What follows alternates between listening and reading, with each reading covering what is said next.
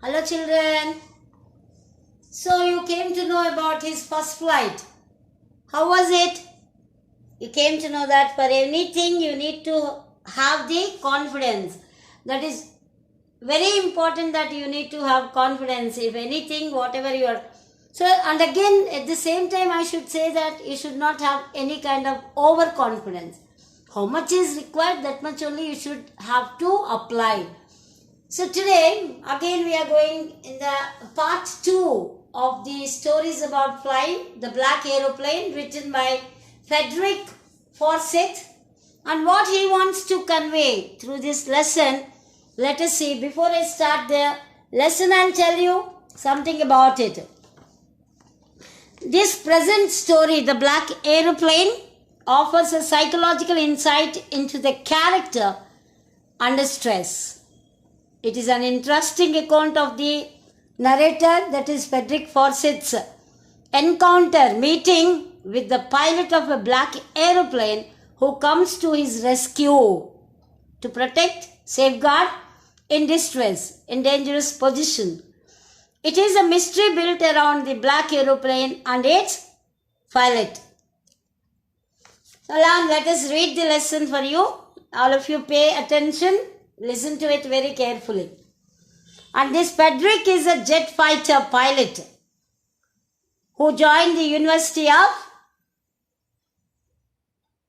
the pilot training, and he was telling us about this. The moon was coming up in the east behind me, and stars were shining in the clear sky above me. There wasn't a cloud in the sky. I was happy to be alone, high up above the sleeping countryside. I was flying my old Dakota aeroplane over France back to England. I was dreaming of my holiday and looking forward to being with my family. I looked at my watch, 1:30 in the morning. So this was the feelings of the narrator.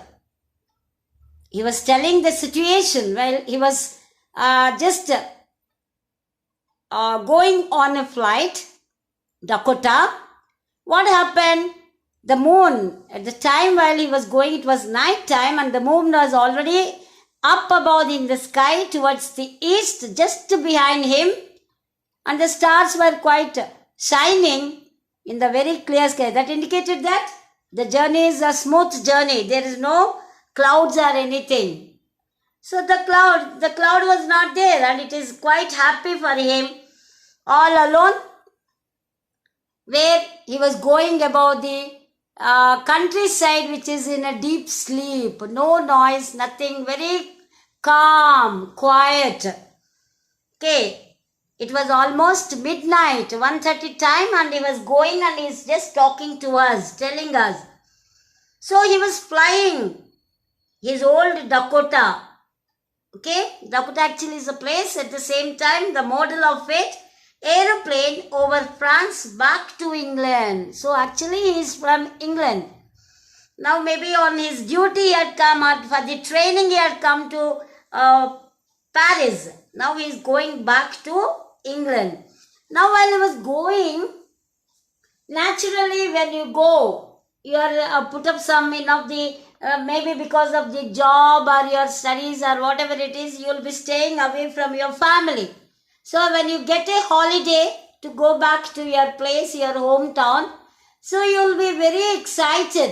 You will be thinking that I can have my mother's cooked food, my handmade home food, and then at the same time you will be missing all the people in your family. So you feel that you can meet them. So that enjoyment is really very great. The feel is really very great. So here the narrator was also feeling the same kind of feel. So now what he was doing, he was missing his family, and he's very looking forward. Looking forward means waiting eagerly in order to be with his family, meet his family, stay with them. So he looked at his watch, and what you know, there is a special thing for his eagerness, that he was longing to have his what? Yes, meal is missing. Okay, he's missing his English breakfast. Let us see what he says. Come on, let me just get back here. I should call Paris control soon, I thought. So I was just thinking that he should call the control room. As he looked down past the nose of the aeroplane. So nose means the starting point of it. Over France. Oh, sorry. I saw the lights of a big city in front of me. I switched on the radio and said, Paris control, Dakota DS-088 here. Can you hear me?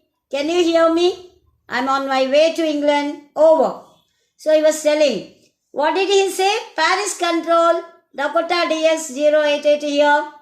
Can you hear me?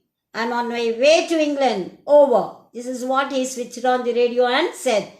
The voice from the radio answered me immediately. DS-088. Maybe it is the Dakota flight and his number, that flight number is 088.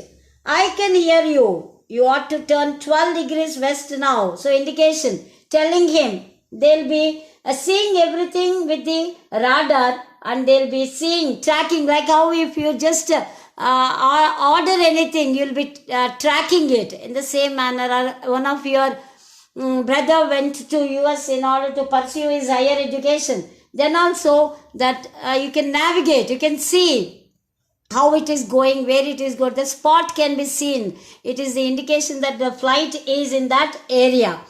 Okay. So now, what did yes, I can hear you, my dear. DS-088. You now turn towards 12 degrees towards the west now. Maybe he was going, he said no in the morning, first line in the paragraph starting that he was in the east. Now they told him, suggested him that he should go towards the west. Okay. I checked. Again he said DS-088 over. That means stopped. That is the information they have given. I checked the map and the compass. Compass means that it indicates the direction where they were going. And switched over to my second and last fuel tank. Now he's checking how much fuel was there. And turned to Dakota 12 degrees west towards England. I'll be in time for breakfast, I thought. So now he's thinking about. Before he was longing to meet his family. Now he was eager to eat or relish, enjoy upon the breakfast. Okay, special. What did he say? What did he say? English breakfast. Everything was going well. It was an easy flight. That means movement was swift and cool and smooth. Paris was about 150 kilometers behind. He left the Paris and it is almost 150 kilometers he traveled when I saw the clouds, storm clouds. Now there is a difference in the atmosphere. That storm clouds appeared over there. They were huge. What were they? They were the clouds. Huge means large in number, covering. They looked like black mountains standing in front of me across the sky, blocking his way. Okay? Like monsters coming in, stopping his movement, free movement. In the same manner, they were settling on the way.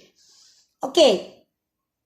I knew I could not fly up and over them. And I did not have enough fuel to fly around them to the north or south. So, his fuel tank is almost coming to an end.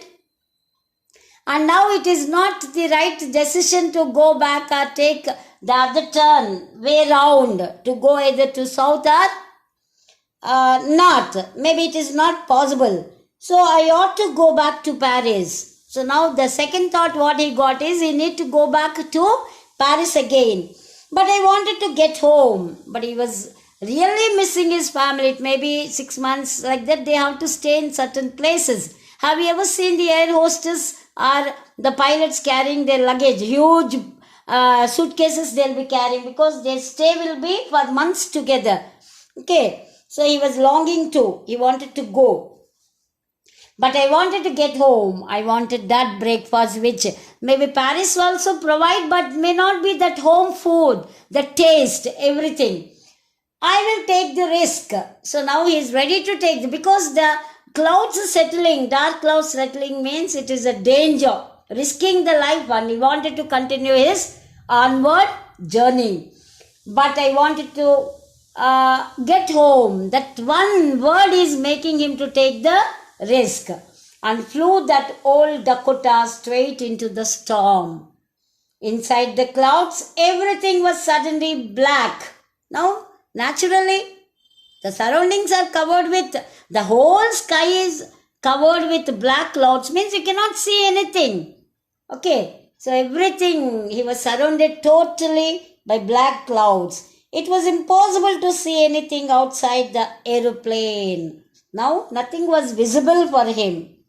The old aeroplane jumped and twisted in the air. Maybe there is even wind.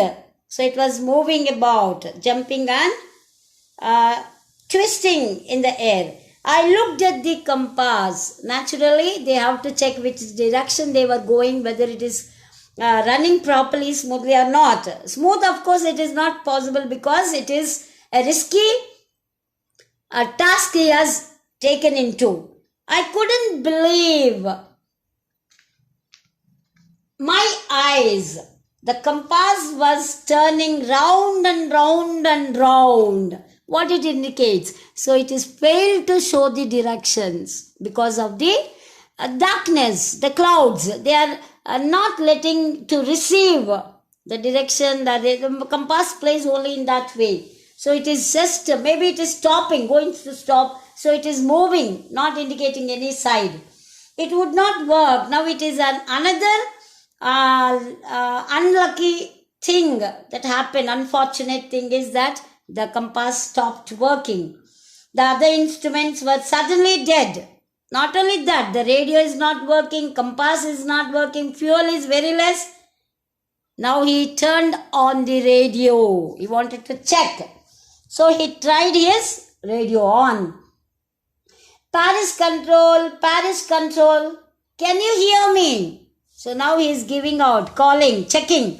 So he's saying Paris control. Have you ever seen a walkie-talkie kind? They will also have in an aeroplane. So he was trying to, on the radio, they won't hold it. Directly they'll speak, it will be attached to the cabin. So he was pilot cabin, he was talking. There was no answer. Okay. So what happened? Even the radio was also in the dead condition. It is also not working. I had no radio, no compass, and I could not see where I was because of the dark clouds obstructing him to know which area, because the route may be quite familiar to him.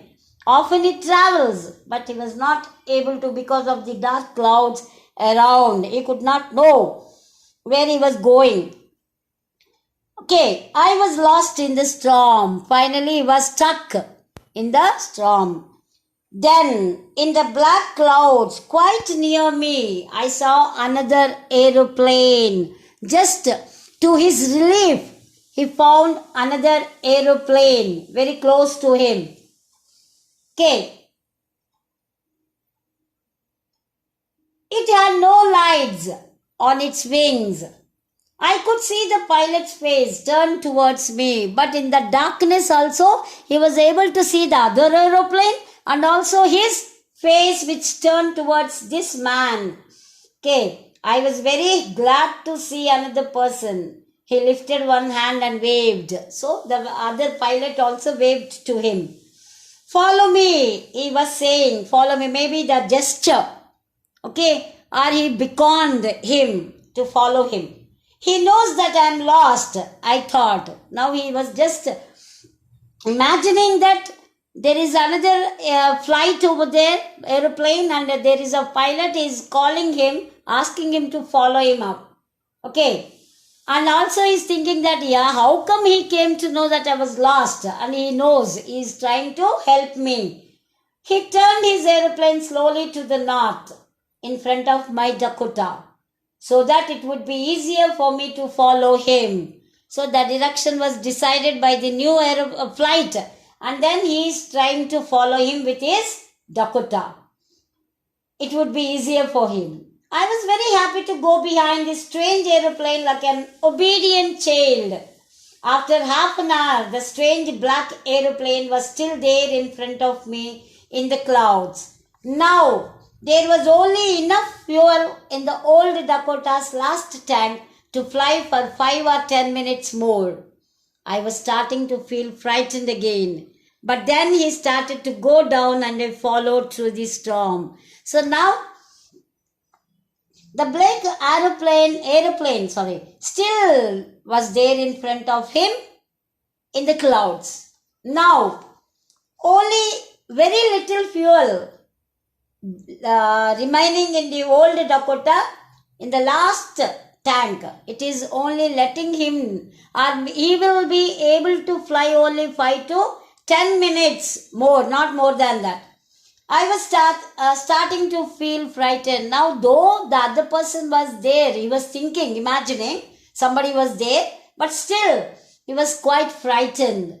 But then he started to go down. Now, the man in the other aeroplane started going down. Then he also followed.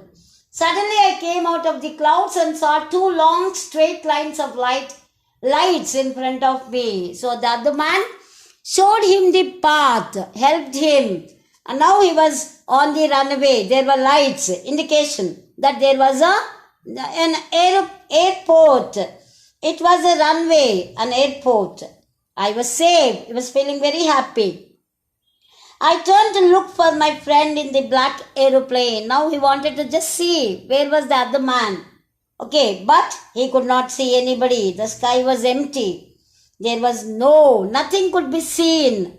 No trace of the other pilot over there, or the aeroplane also, the black one. The black aeroplane was gone. That indicates that nothing was there. It's only his imagination. I could not see it anywhere. Not possible. Nothing is there. How could he see? Okay. I landed and was not sorry to walk all the way from the old Dakota near the control tower. I went and asked a woman in the control center where I was and who the other pilot was. There in the reception, there was a lady sitting. He went to her and asked which place it was and who was the other person in the other aeroplane. He wanted to thank him. And to the surprise of the woman, you just see what she said. She looked at me very strangely like a fool. What is that? Are you mad? Crazy? What is that you're talking? Another aeroplane? And then she laughed. She gave a smile. Not also smile. It is just looking like a crazy man, madman. How you laugh? She laughed. Another aeroplane? Up there in the storm. No other aeroplane was flying tonight. Yours was the only one I could see on the radar. She mentioned that it was only his aeroplane. There is no other aeroplane present. And through the radar, I mentioned it, no? Through the radar, she could find that he is the one who needs the help. So that was suggested to him. Okay, so who helped me to arrive there safely without a compass or a radio and without any more fuel in my tanks? So now he was just unable to decide, quite troubled in his mind. Who was that? Who helped me? Who